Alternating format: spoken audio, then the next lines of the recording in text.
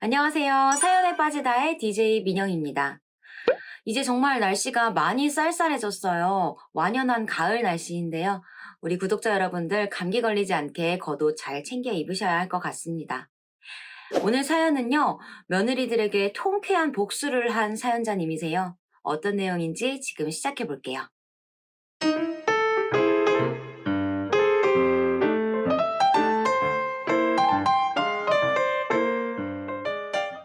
안녕하세요. 저는 서울에 사는 50대 후반 여자입니다.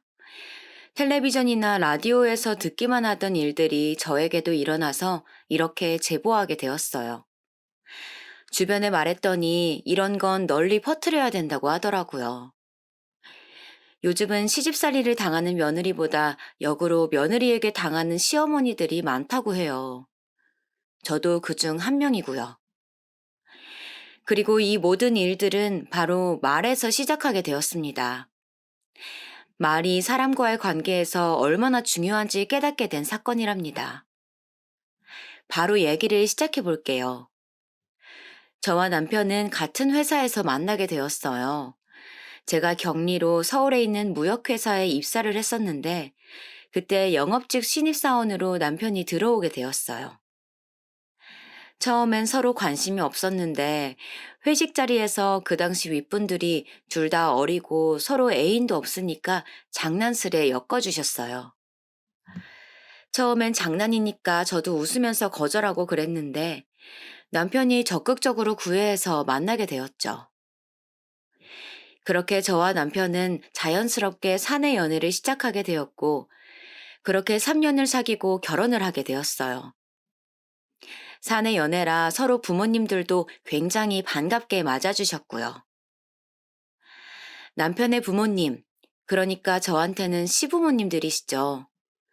제가 정말 며느리 복은 없어도 시부모님 복은 많았어요. 어찌나 저에게 잘해주시던지 저를 그냥 딸처럼 여겨주셨거든요. 그 시절에 그러기가 쉽지 않았을 텐데 말이에요. 남편이 외동아들이라 사실 결혼 전에 저도 어디서 들은 게 많으니 걱정을 많이 했었는데요. 그런 걱정을 할 필요가 없이 저는 오히려 그 집 아들인 제 남편보다 더 챙김을 많이 받았어요. 아가, 네가 좋아하는 갈비찜 해왔어. 그리고 이거는 김치 새로 담근 거야. 다 먹으면 언제든지 얘기해. 반찬도 많이 가져다 주시고 임신했을 때는 정말 공주를 넘어서 황제처럼 대접을 해주셨어요. 그래서 그때, 나도 만약에 며느리가 들어온다면 이렇게 잘해줘야지 생각하게 되었죠. 시어머니가 돌아가셨을 때는 남편보다 제가 더 많이 울고 슬퍼해서 오히려 남편이 달래주기까지 했었어요.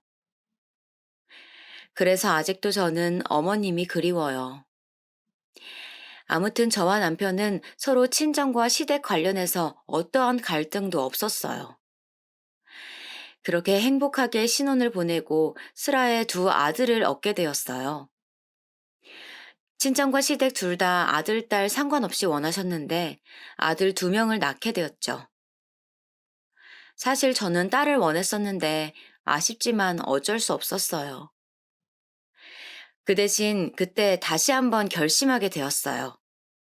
며느리가 들어온다면 정말 잘해줘야겠다고 남편하고 둘이 다짐했던 기억이 나요. 아들 두 명은 2살 터울이에요. 저는 아이들을 낳고 가정의 시간을 더 투자하고 싶어서 직장을 그만두게 되었어요.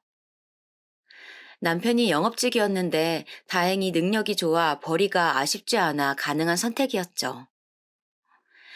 남편은 열심히 밖에서 돈을 벌어오고 저는 집에서 아이들을 키우고 최대한 내조를 열심히 했었어요. 큰애는 전형적인 모범생이었어요.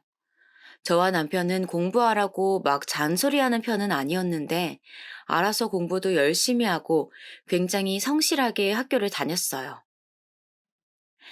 반면 작은 애는 조금 시끄러운 편이었어요. 문제아까진 아니었지만 결코 조용한 편은 아니었죠. 누구를 괴롭히거나 그랬던 적은 전혀 없고 단지 노는 걸 좋아했어요. 그래서 저와 남편이 항상 쟤는 자유분방한 영혼이라고 했었어요. 들으시면 아시겠지만, 네, 그냥 정말 평범한 집안이었어요. 크게 엇나가는 자식도 없었고 남편하고 종종 다투긴 했지만 부부싸움을 아예 안 하는 부부는 없잖아요. 사실 남편과 싸우고 나서 시어머니를 찾아가서 뒤에서 험담도 하고 그러기도 했어요. 시어머니가 어찌나 제 편을 잘 들어주시는지 저도 나중에 며느리가 찾아오면 그냥 무조건 아들 잘못이라고 해야겠다고 생각했었어요. 그렇게 아이들이 자라서 성인이 되었고 큰애는 대학에 들어갔어요. 군대를 다녀오고 취업 준비를 열심히 하더니 바로 여의도에 있는 금융회사에 들어갔어요. 워낙 어릴 때부터 알아서 잘 자란 아이여서 기대를 조금 했었는데 직장도 제대로 된 곳으로 입사해서 정말 기뻤어요.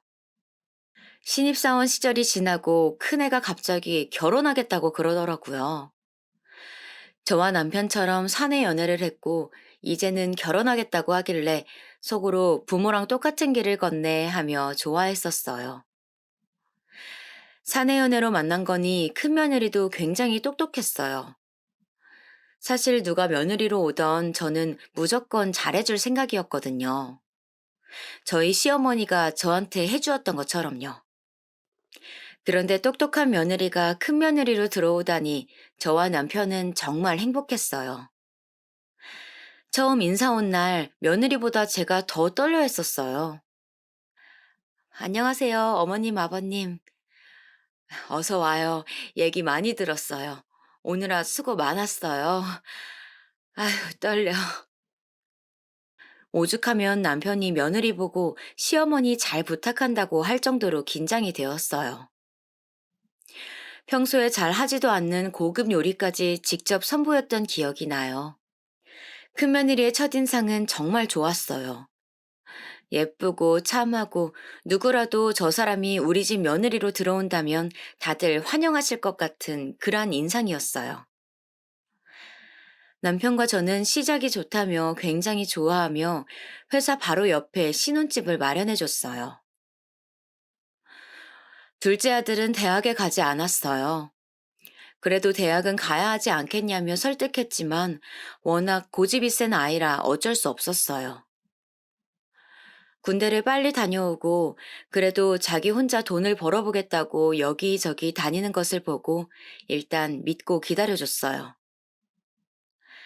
그러더니 어느 날 집에 들어와서 하는 말이 가게를 열겠다는 거예요.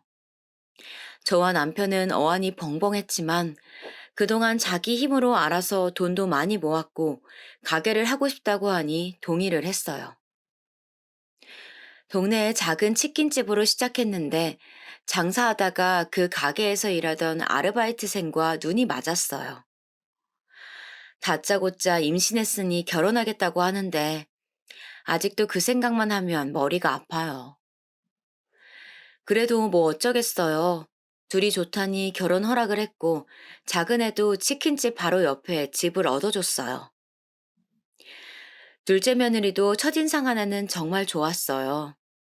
아직 많이 어려서 아가 같긴 했지만 싹싹하니 애교도 많고 정말 귀여웠어요. 어머님, 간식 사왔어요. 한번 드셔보세요. 너무 귀엽고 착해서 며느리들 하나는 정말 잘 들어왔다고 그 당시엔 생각했어요. 그리고 첫째 아들은 아들을 낳았고 둘째 아들은 딸을 낳았어요. 아들 두 명이 다 맞벌이를 하니 손주들은 자연스럽게 제가 보게 되었어요. 손주들은 자식들과는 다른 예쁨이라던데 그 말에 아직도 동의를 하는 바예요. 할머니 하면서 안기는 손주들을 보면 마치 세상을 다 얻은 기분이었으니까요. 그러나 예쁜 것과는 별개로 힘들기도 했어요. 확실히 체력이 예전 같지는 않더라고요. 그래도 아들 내외들이 돈 버느라 고생하는데 제가 해줄 수 있으니까 최선을 다했어요. 애들 유치원 갔다 오면 밥도 먹이고, 아프면 병원도 데려가고, 놀이터에도 매일 데려갔어요. 그렇게 손주들이 자라 초등학교에 들어가자 더 이상 봐주지 않아도 되었어요. 이렇게 두 아들을 다 결혼시키고 손주들도 다 자라고 나니 뭐랄까 굉장히 해방감이 들었어요. 그동안 아이들 키우면서 저 자신을 잃어버린 느낌이었는데 다 키워서 결혼까지 시키고 나니까 인생에서 해야 하는 숙제는 다 한 느낌이 들었어요. 그 기분은 남편도 똑같이 느꼈다고 해요.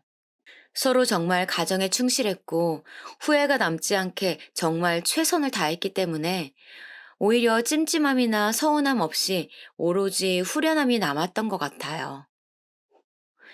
결혼 생활 중 남편과의 관계는 적당히 싸우며 서로 의지도 많이 했었어요.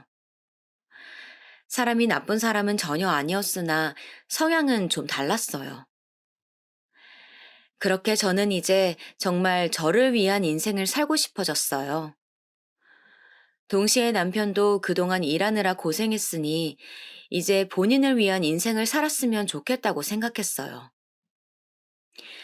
긴 얘기 끝에 남편도 저도 서로 이제 자기 인생을 살아보자고 합의했어요. 여보, 정말 엄마로서 너무 수고 많았어. 이제 당신 인생 살아. 당신도 정말 가정에 충실했었잖아. 우리 진짜 잘 살았어. 서로 고생 많았다고 칭찬도 해주고 아들들을 불러 길게 얘기도 했어요. 엄마와 아빠는 서로를 위해 남은 인생을 각자 멋있게 보내자고 합의했다고 하니 아들들은 처음에는 놀랐으나 나중에는 축하한다고 하더라고요. 그렇게 남편과는 합의해서 이혼하게 되었어요. 요즘 말하는 조론이라고 하죠. 네, 조론을 하게 되었어요. 법원에 가서 서로 얼굴을 붉히며 소송을 하거나 그러진 않았고 정말 마음이 맞아 합의 이혼하게 되었죠. 저희는 이혼은 했지만 서로 그래도 안부는 꼬박꼬박 주고받았어요.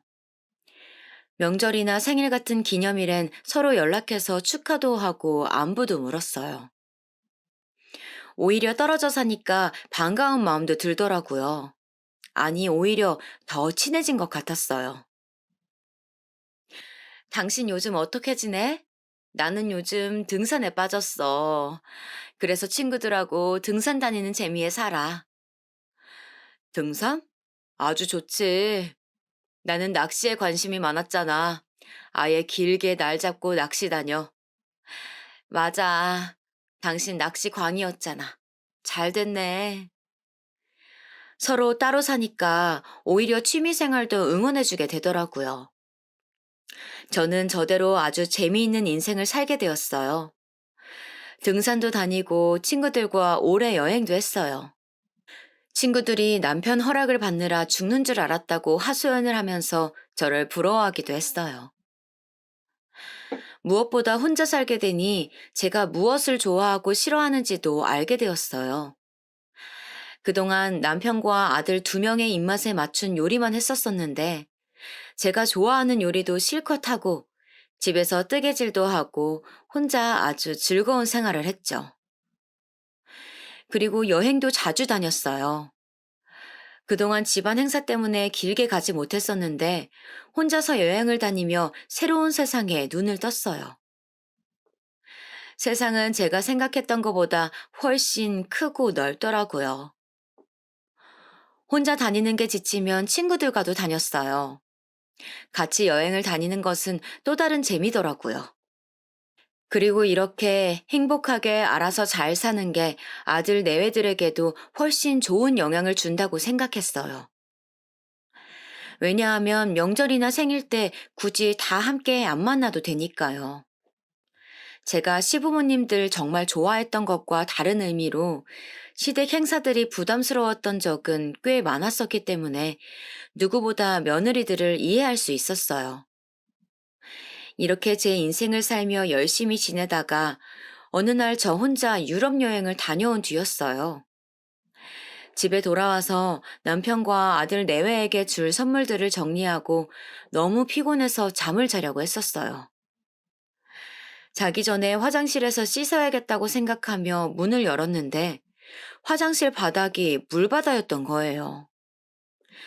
제가 여행 선물을 정리하면서 뭐를 씻느라 바닥에 샤워기로 물을 뿌려놨었거든요. 저는 그 사실을 까맣게 잊고 아무 생각 없이 문을 열었고 결국 화장실에서 크게 넘어지게 되었어요. 넘어지고 처음 든 생각이 아프다는 생각도 들었지만 무엇보다 어, 이거 좀 큰일 난 것 같은데 싶었어요. 쾅! 우득 소리가 났었고 정말 너무 아프면 머리가 하얘진다는데 정말 눈앞이 깜깜해졌어요. 그리고 잠시 기절을 했던 것 같아요. 정신 차려보니 제가 화장실에 누워 있었어요. 안 되겠다 싶어 119라도 부르려고 했는데 생각보다 부상이 심했는지 일어나지도 못했어요. 혼자 사니까 누구에게 도움을 요청할 수도 없었고 핸드폰은 방 안에 있었기 때문에 당장 움직일 수가 없으니 한참을 누워 있었어요. 그렇게 몇 시간이 흘렀는지 몰라요. 겨우 조금 정신을 차리고 기어서 화장실에서 나온 후 방으로 다리를 질질 끌고 손의 힘으로 들어갔어요. 핸드폰으로 119에 연락해서 화장실에서 크게 넘어졌는데 너무 아프다고 말하고 끊었어요. 그리고 나서도 정말 정신을 차릴 수가 없어서 방 안에 누워서 119를 기다렸고 대원들이 들어오셔서 저를 들것 위에 옮겨서 병원에 데려가 주었어요. 그렇게 저는 정신없이 응급실로 실려가고 온갖 검사를 다 했어요.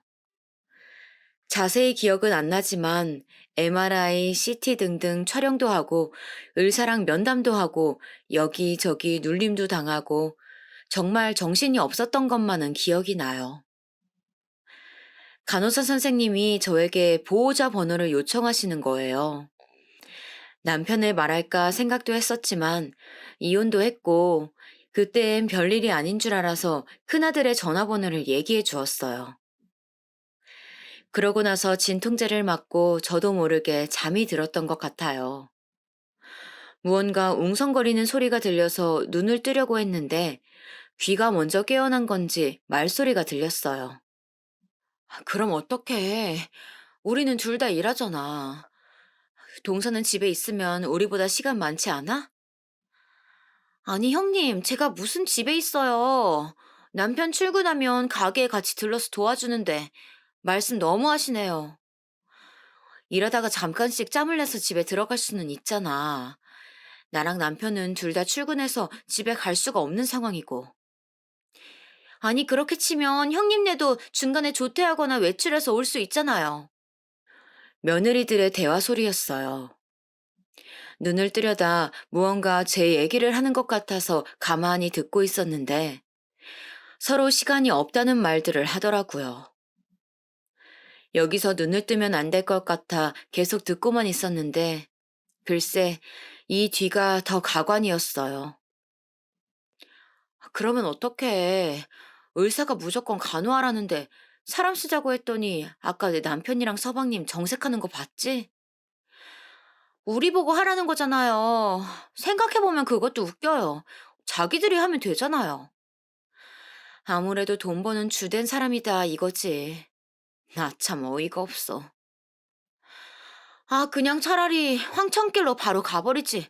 짜증나요. 그러니까 말이야. 우리끼리니까 이런 말도 하는 거다, 동서. 아니, 그리고 아버님은 이혼하시고 저희에게 지원 많이 해주시는데 어머님은 좀 너무하세요. 이혼하자마자 딱 지원 끊기는 거 봤지? 정말 노인네가 어쩜 저렇게 욕심이 많니? 그러니까요. 그전까진 그렇게 잘해주더니 그거 다 그냥 가식이었네요. 예전엔 용돈도 주더니 요즘은 주지도 않잖아.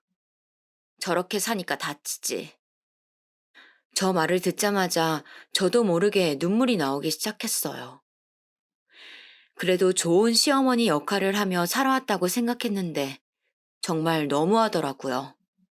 단순히 집만 해준 것이 아니고 이혼 전에는 명절 때마다 식사만 하러 와도 고마워서 용돈 주고 애들 낳을 때마다 조리원도 보내주었어요. 아이들 커가면서 각종 백일 잔치, 돌잔치, 생일, 입학, 졸업 등등 무슨 행사가 있을 때마다 애들 낳고 키우는 게 고맙고 대견해서 용돈도 항상 챙겨주었어요. 그뿐만이 아니고 둘 다 일하느라 바쁜 거 아니까 사람도 보내서 청소도 도와주고 저는 정말 최선을 다했다고 자신 있게 말할 수 있어요. 단순히 돈만 주었냐 하면 그것도 아닌 게 연락할 때마다 고맙다고 항상 말했었고 아들하고 무슨 일 생기면 무조건 말하라고 했어요.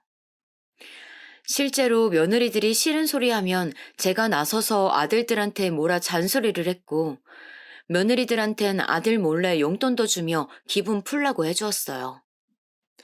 백화점에 가서 며느리들 선물만 사서 준 적도 정말 많아요. 사정이 생겨서 집에 못 올 것 같다고 하면 오히려 제가 그럴 수 있다며 신경 쓰지 말라고도 했었고, 그냥 저는 며느리한테 잘해주었던 기억밖에 나지 않아요. 그런데 저렇게 대놓고 황천길로 가라는 소리를 듣자 갑자기 눈물이 나오는 거예요. 그리고 이혼하고 지원해주지 않은 것은 할 만큼 충분히 해주었기 때문이에요. 그동안 그리고 조리원 비용이나 용돈을 꼬박꼬박 받아갔으면서 어떻게 저런 말을 할 수 있는 건지 배신감도 들었어요. 시어머니랑 며느리의 관계라서 그런 걸까요? 아무리 그래도 사람 대 사람으로 저러면 안 되지 않을까요? 반대로 저는 용돈 한 번 받아본 적이 없어요. 하물며 제 생일 때에도 제가 와주어서 고맙다고 용돈을 주면 주었지 받아본 적은 없는데 저런 말을 들으니 기가 찼어요. 그리고 마지막으로 제가 손주들까지 봐주었었는데 어떻게 저럴 수가 있을까요? 자기들 일하느라 바쁘다고 저한테 용돈도 주지 않고 손주들을 맡겼었는데 정말 너무 슬펐어요. 아이 돌보는 게 얼마나 힘든 일인데 둘 다 저한테 애들 맡겨놓고 뒤에서는 저러고 있다니 너무 서운하더라고요. 저는 그것도 모르고 애들 먹인다고 좋은 재료만 구하러 다니고 여기저기 놀러 다니고 그랬었어요. 식당을 가도 지역에서 제일 좋은 식당만 데려가고 그랬었거든요. 놀이공원도 심지어 손주들은 자기 엄마 아빠보다 할머니 할아버지랑 간 기억이 더 많다고 할 정도였어요. 그리고 저런 대화를 한두 번 해본 게 아닌지 정말 둘이 아무렇지 않게 제 욕을 하더라고요. 제가 충격으로 계속 눈물을 흘리고 있는데도 다행인지 뭔지 며느리들은 저렇게 얘기하며 자기들끼리 깔깔대느라 제 쪽은 쳐다도 안 봤던 것 같아요. 전혀 모르고 있더라고요. 그렇게 너무 속상한 마음을 가진 채로 가만히 누워 있었어요. 물론 그 순간 눈을 뜨고 일어날 수도 있었지만 그런다고 며느리들이 했던 말이 없어지는 것은 아니니까요. 정말 서러워서 이걸 어떻게 해야 하나 생각만 하고 있었어요. 한참을 그러고 있자 간호사가 들어와서 제가 깨어났는지 확인하더라고요. 그때 자연스럽게 일어난 척을 했어요. 어머, 어머님, 괜찮으세요? 너무 걱정 많이 했어요. 얘기 듣고 너무 놀라서 하던 일도 멈추고 바로 왔어요. 어머님, 꼬리뼈에 금이 갔대요. 엄청 아프실 텐데. 몸은 좀 어떠세요? 의사 말로는 정말 통증이 심할 거라고 했어요. 제가 깨어나자 며느리들은 앞다투어 걱정하는 척을 하더라고요. 이미 대화를 들어버려서 속마음이 어떤지 너무 잘 아는데 정말 가증스러웠어요. 그러면서 또 슬프더라고요. 아들들도 저렇게 앞뒤가 다르면 어쩌지 생각도 들고 인생이 갑자기 부질없어지더라고요. 나름 잘 살아왔다고 생각했고 또 특히 자식들과 며느리들에겐 아낌없는 나무가 되었다고 자부했는데 실상은 전혀 아니었던 거예요. 너무나 혼란스러운 마음에 일단 아무 반응도 하지 않았어요.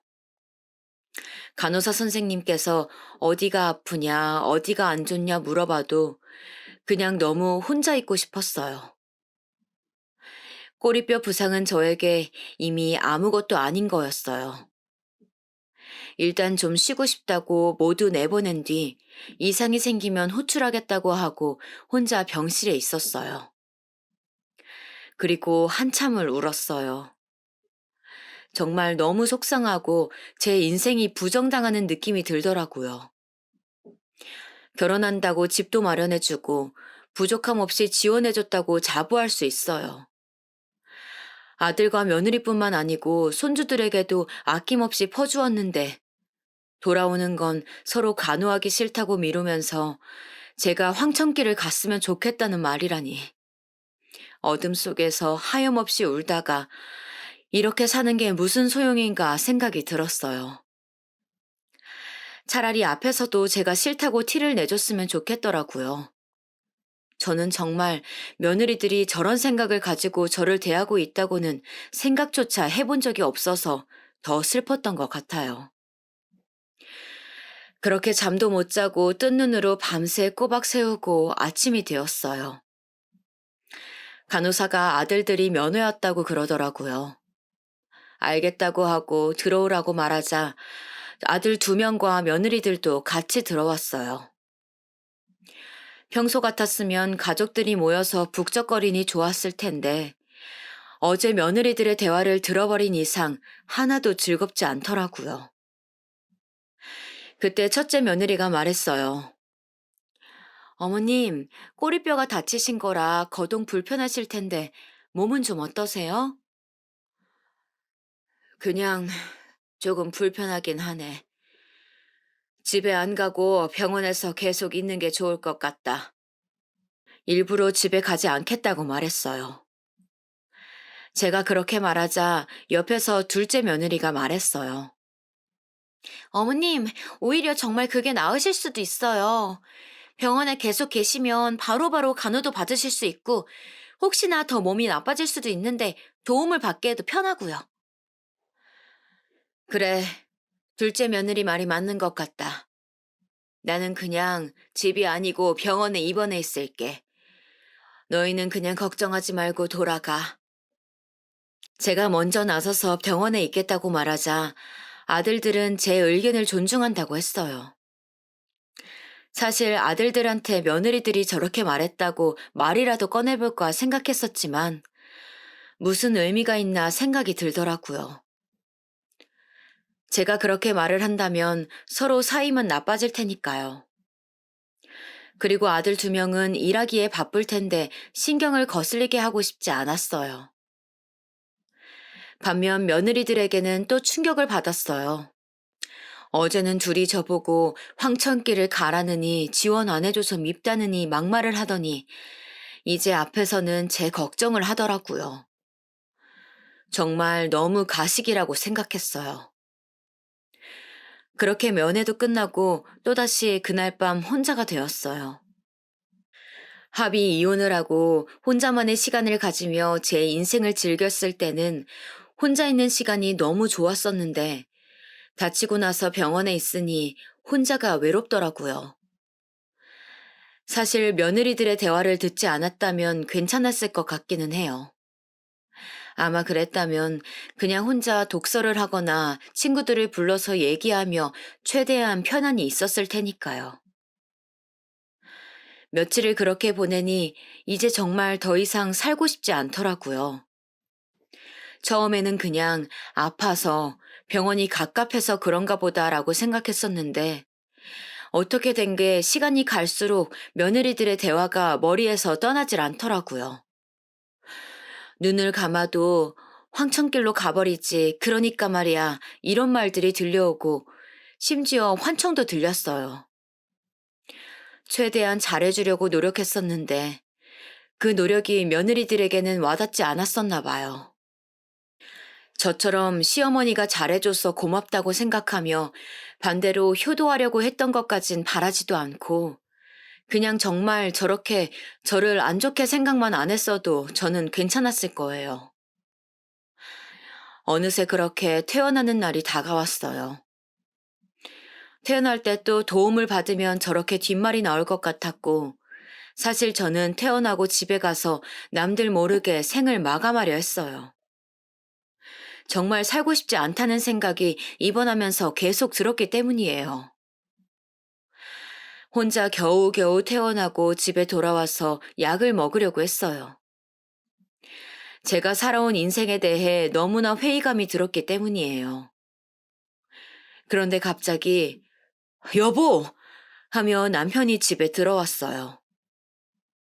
정말 깜짝 놀라서 남편을 쳐다보고 있었는데, 저한테 남편이 와서 와다다 말을 하는 거예요. 아니, 여보, 나 정말 놀랐어. 다쳤으면 다쳤다고 말을 해야 할 거 아니야. 내가 첫째랑 전화하다 알게 됐잖아. 병원에 가보니 이미 퇴원했다길래 얼마나 놀랐는지 알아? 아니, 사람이 말이야. 아프면 아프다 얘기를 해야지. 넘어지고 119 불렀다며 나를 불렀어야지. 정말 숨도 안 쉬고 말하는 남편을 보자 저도 모르게 또 눈물이 나오더라고요. 온통 저를 걱정했다는 말로 말을 건네는 남편이 어찌나 고맙던지 그 순간 서러웠던 게 폭발했어요. 남편을 끌어안고 울기 시작하자 남편은 오히려 당황하더라고요. 아니, 생전 울지도 않던 사람이 왜 이래? 많이 아팠어? 남편이 저를 걱정하는 말을 하자 저는 속사포처럼 말을 하게 됐어요. 사실, 나 누워있을 때 며느리들 대화를 듣게 됐었어.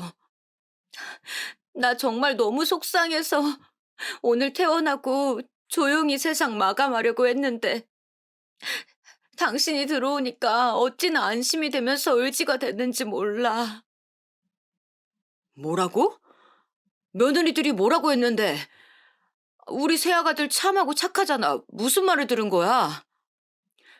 서로 내 간호를 하기 싫다고 그러더라고. 물론 그럴 수는 있지. 그런데 말하다가 울컥해서 울음을 참느라 정말 고생했어요. 남편은 괜찮다고 좀 진정하고 말하라고 물도 떠다 주었어요. 심호흡을 몇 번 하고 마저 말을 하기 시작했어요. 나보고 글쎄, 그냥 황천길로 떠나버리지. 이러더라고. 나 그 말 듣고 너무 충격받아서 며칠을 잠도 못 자고 울기만 했어. 세상 살기가 싫더라. 당신도 알잖아. 나 정말 최선을 다했어. 아들 2명 키웠고 심지어 손주들까지 봐줬어. 내가 그렇게 고생해서 애들 봐주고 그랬는데 돌아오는 건 확 죽어버리라는 말이더라.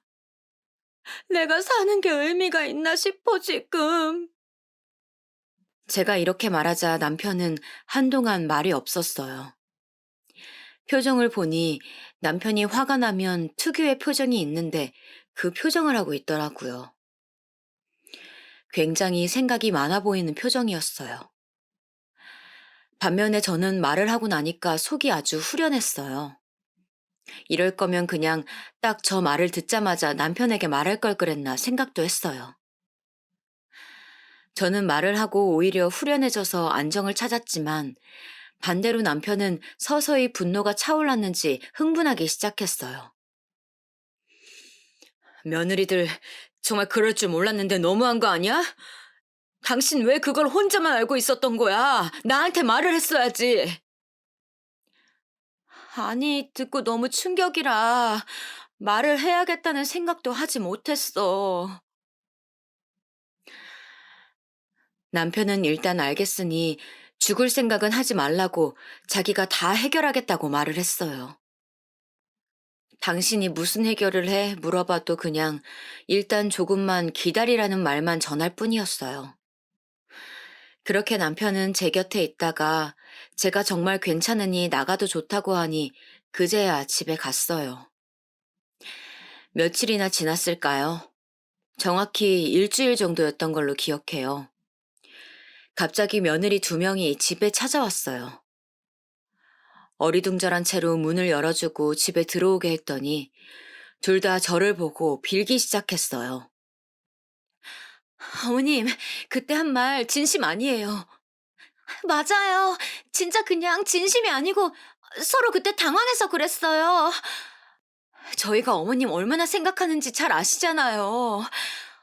어머니 보고 제가 정말 설마 황천길 갔으면 좋겠다고 생각했겠어요?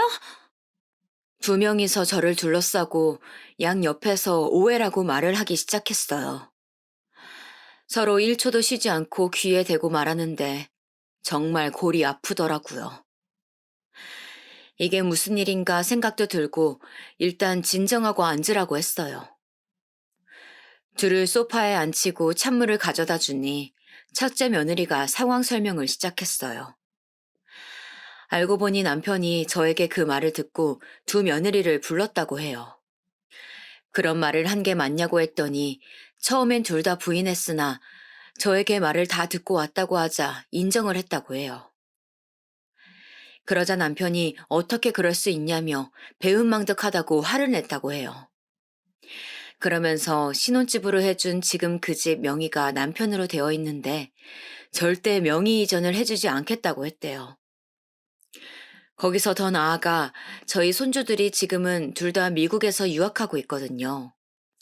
그런데 그 비용을 저도 몰랐는데 남편이 다 대고 있었다고 해요.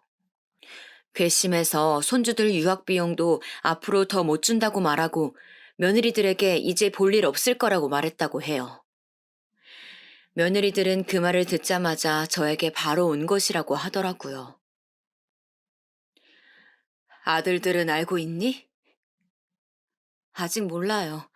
만약 알게 된다면 저 정말 이혼당할 수도 있어요, 어머님. 어머님, 저 정말 진심 아니었어요. 한 번만 봐주세요. 제 마음 아시잖아요. 이제야 진심이 아니었다고 저에게 며느리들이 빌기 시작했어요. 나중에는 둘 다 약속이라도 한 듯 울기 시작하더라고요. 애들 유학비 만만치 않아요. 이대로 정말 귀국해야 할 수도 있어요. 이제야 겨우 적응하기 시작했는데 이대로 돌아오게 만들 수는 없어요.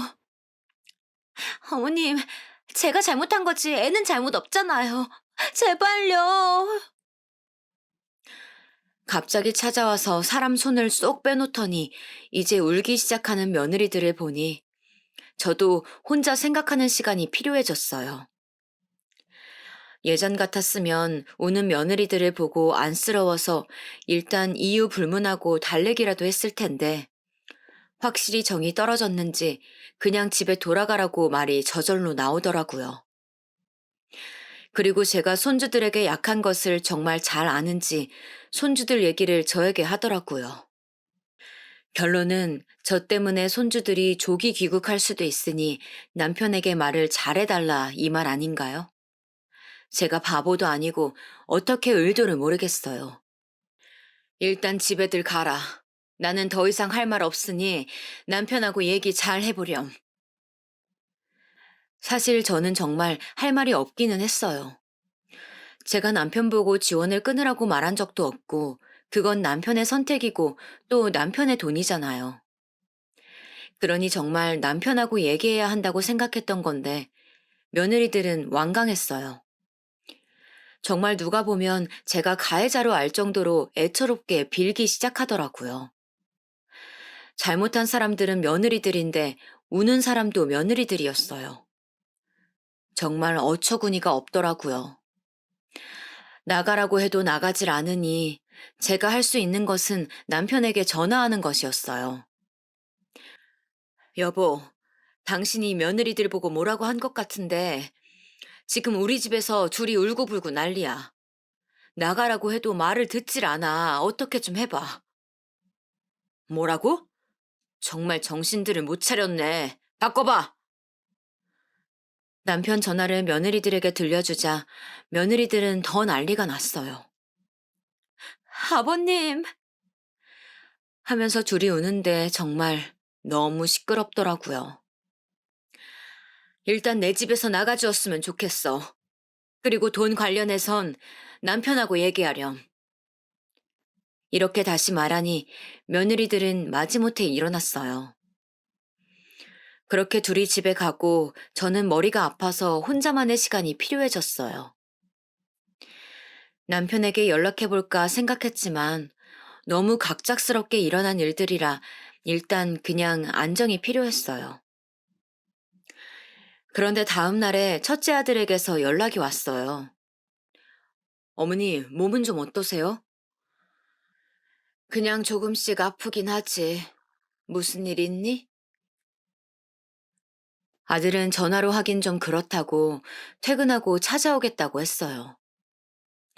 알겠다고 대답하고 집에서 쉬면서 생각했어요. 아마 제 생각엔 와서 분명 돈 얘기를 할 것 같았어요. 아니나 다를까 첫째는 집에 와서 밥을 먹고 하는 말이 용서를 해달라는 말이었어요. 집사람 말을 들어보니까 경솔하긴 했더라고요. 정말 죄송해요, 어머니. 아들이 죄송하다 하는데 그 자리가 너무 불편했어요. 첫째 아들은 계속해서 말을 하기 시작했어요. 저도 아내한테 엄청 뭐라고 했어요. 실망도 너무 많이 했고요.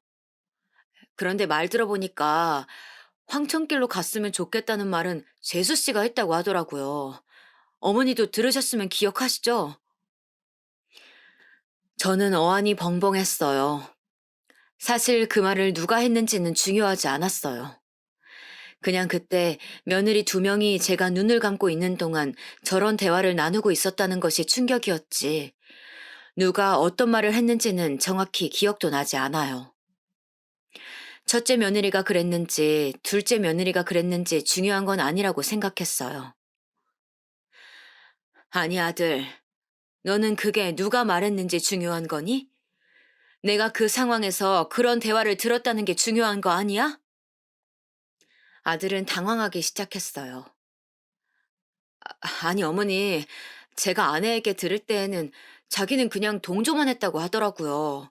심한 말은 다 동서가 했다고 하길래 정말 그런 줄 알았어요. 여러분, 정말 해도 해도 너무하지 않나요? 무슨 동조만 해. 내가 똑똑해 들었어. 너한테도 실망이다. 이만 나가봐. 저도 모르게 아들에게 소리를 질렀어요. 딱 보니까 첫째 며느리가 여우처럼 아들에게 자기 잘못은 없다고 했던 것 같더라고요. 자기는 동조만 했는데 집도 증여 못 받게 생겼고 아들 유학 비용도 앞으로 못 받게 생겼다고 첫째 아들을 막 조종했던 것 같아요. 첫째는 워낙 어릴 때부터 순하고 착해서 이런 말에 잘 넘어가거든요. 첫째 며느리가 똑똑해서 좋았었는데 저렇게 아들을 쥐어잡고 있을 거라고는 생각하지 못했어요. 아니, 알고는 있었지만 이 정도로 사람이 앞뒤 다르게 행동할 줄은 몰랐어요. 이렇게 안 그래도 화가 나 있는 상태였는데 둘째 아들에게도 연락이 오는 게 아니겠어요? 엄마, 늦은 밤 연락해서 미안해요.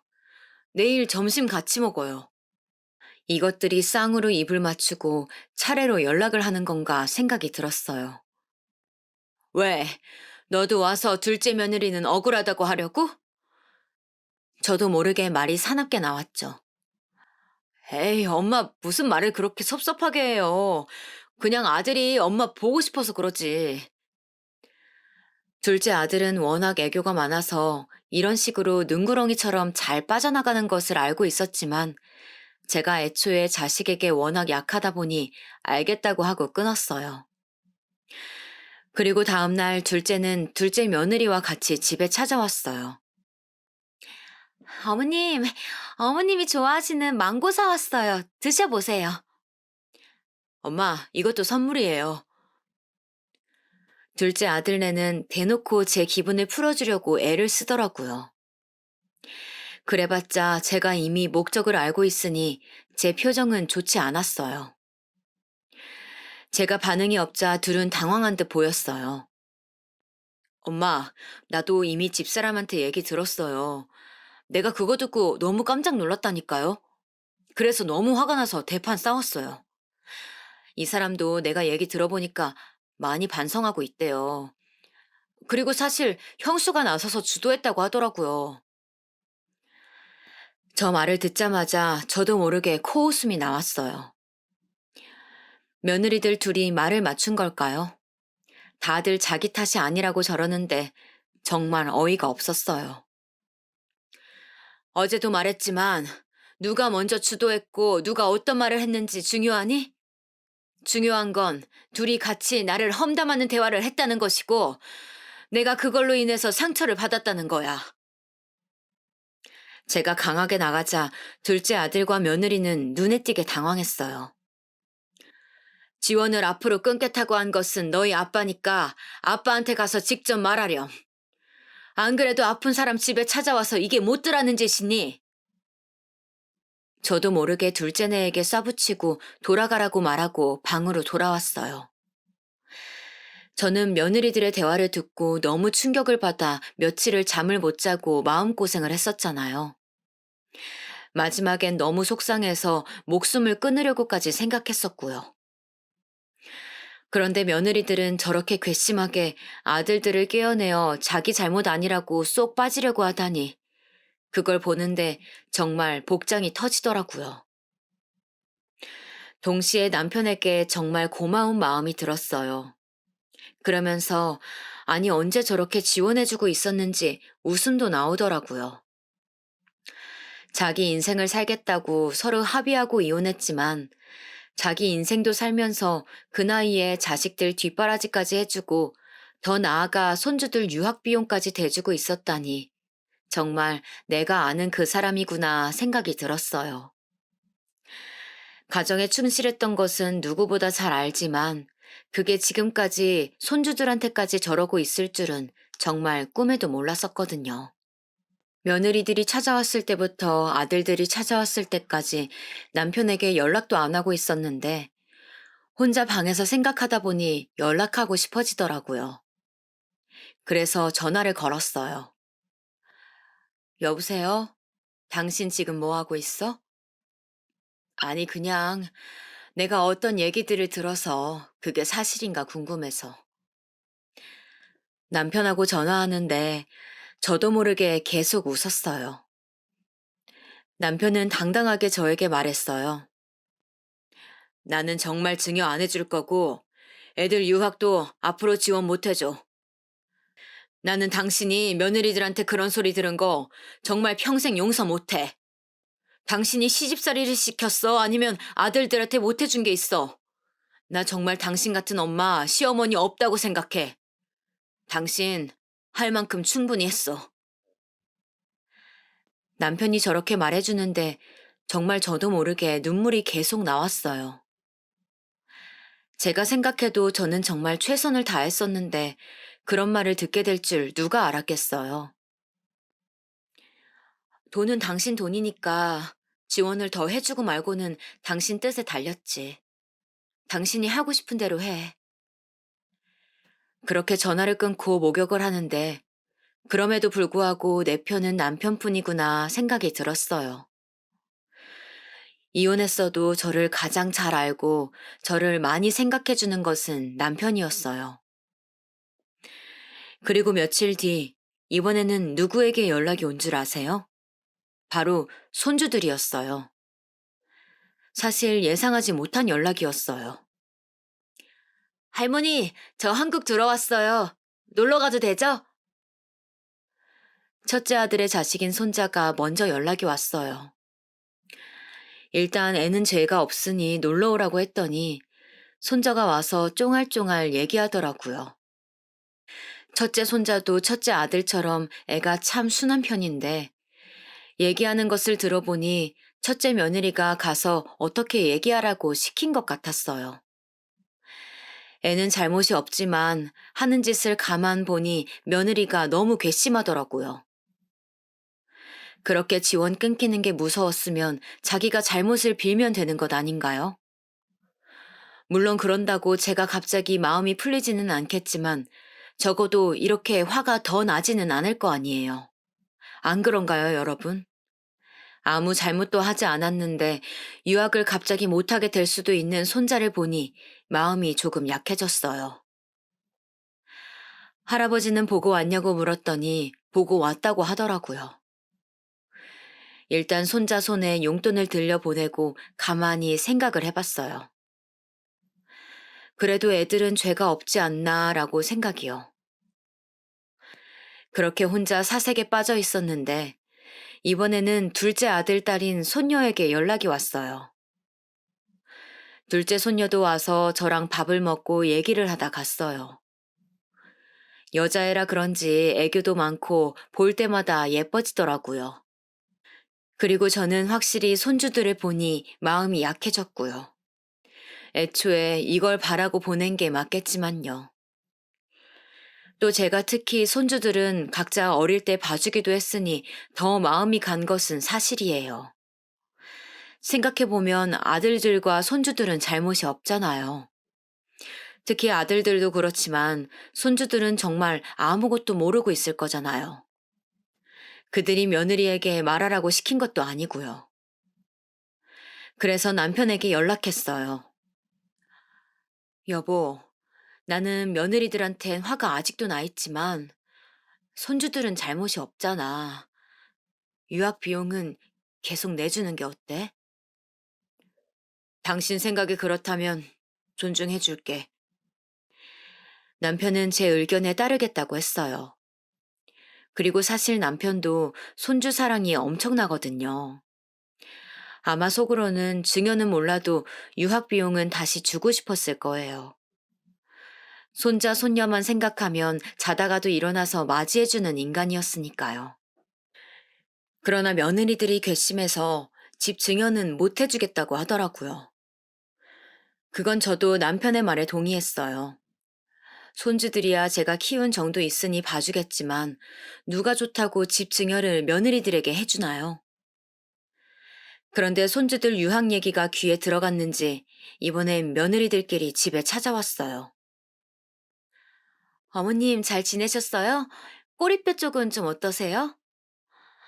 어머님 이거 정말 유명한 빵집에서 사온 빵이에요. 한번 드셔보세요.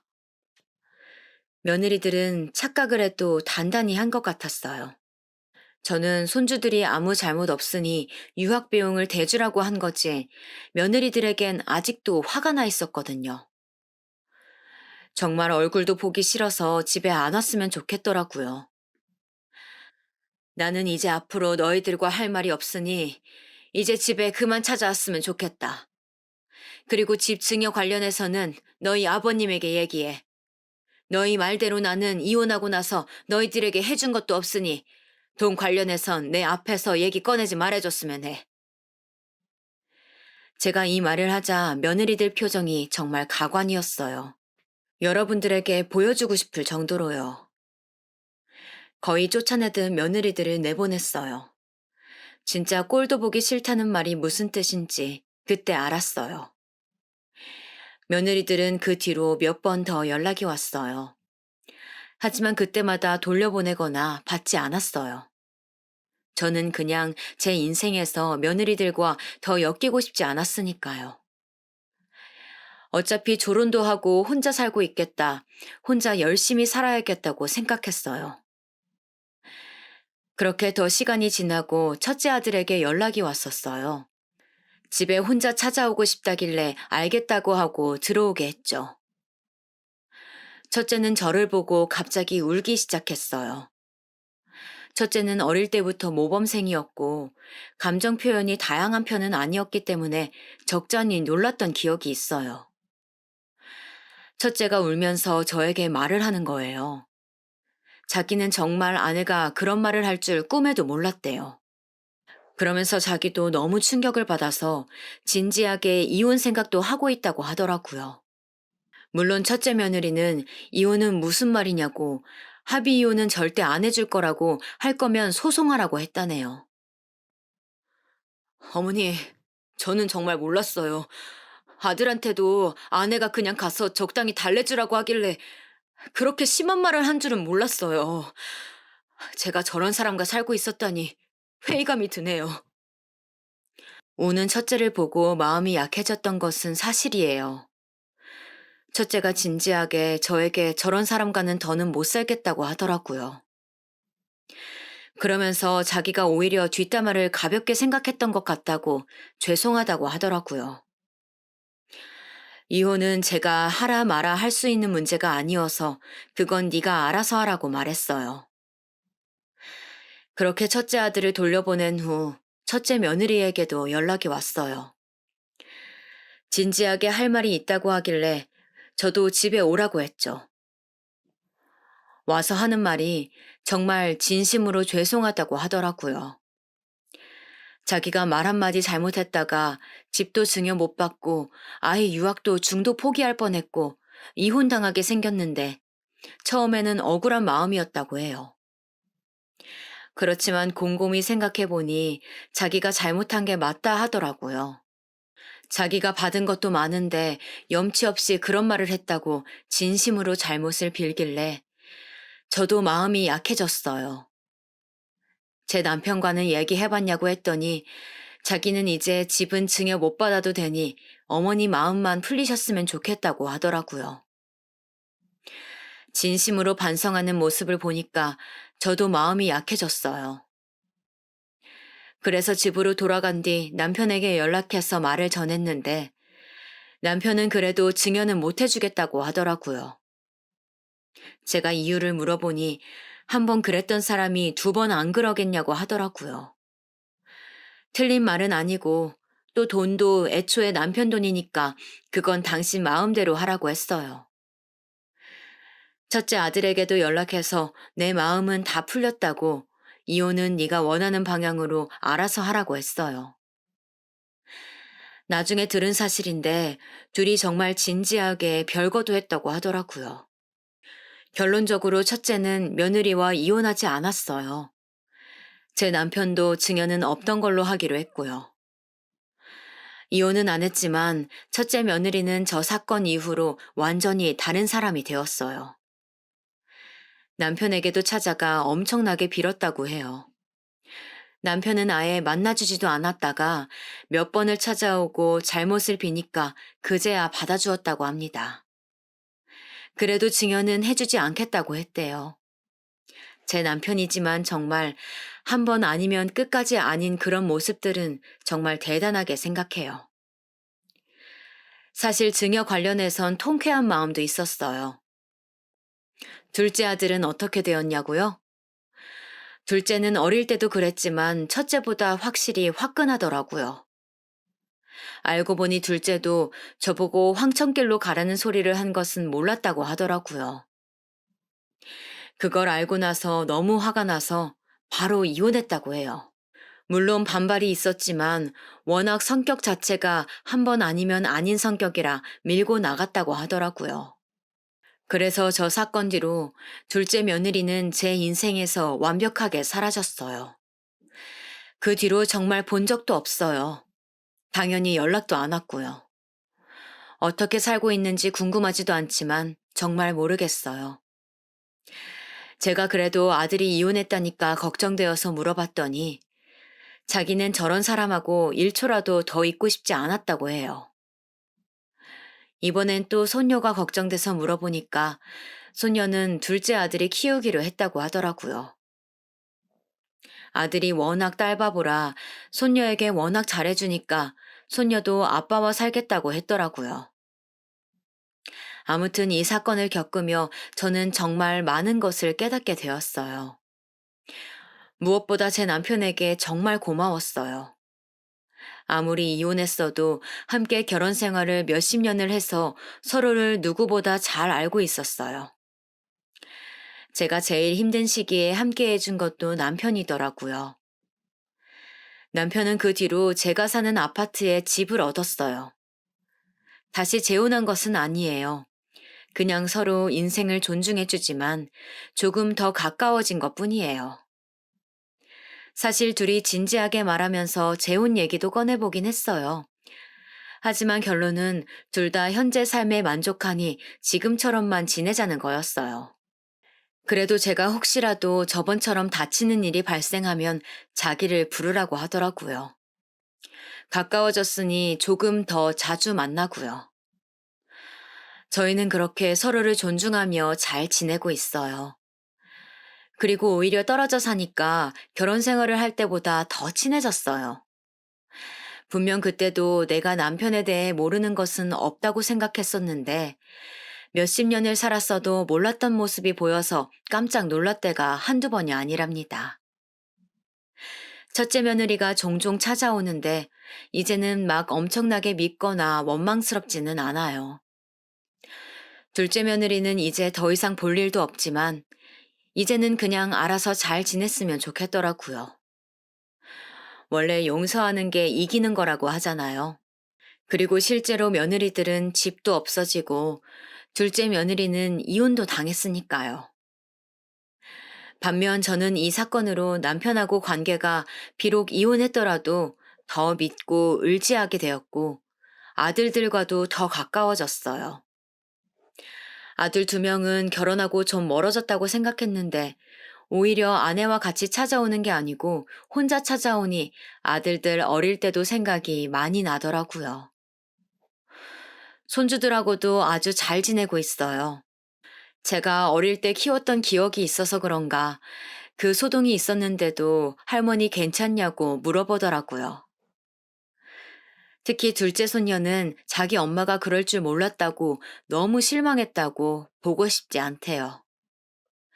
이런 거 보면 진정한 복수를 한 것 같아 통쾌하기도 했어요.